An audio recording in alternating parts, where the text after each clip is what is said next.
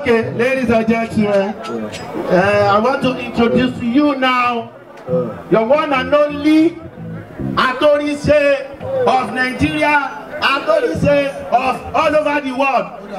Lanre Teriba. Thank you. Thank you.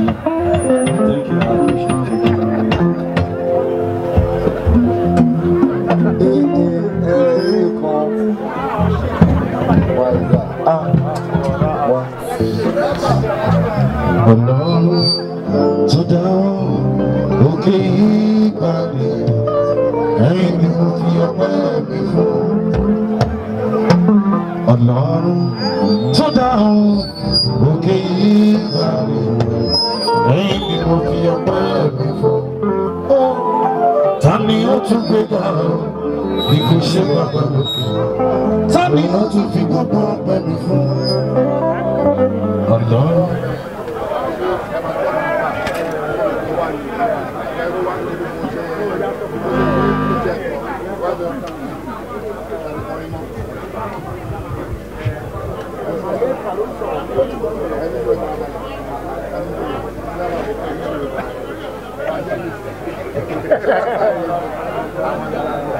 Banza.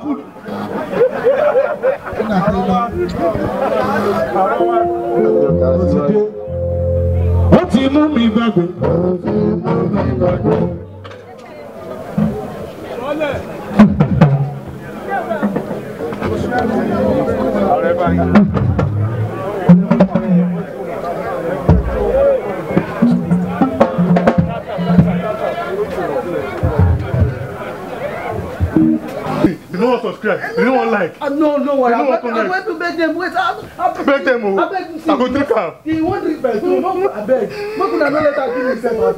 I beg. No, not like now. I beg. 3 minutes pieces broadcom for entertainment.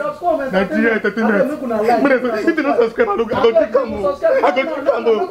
drink am. And this is how you can subscribe to our channel. Below the video, you will see a subscribe button.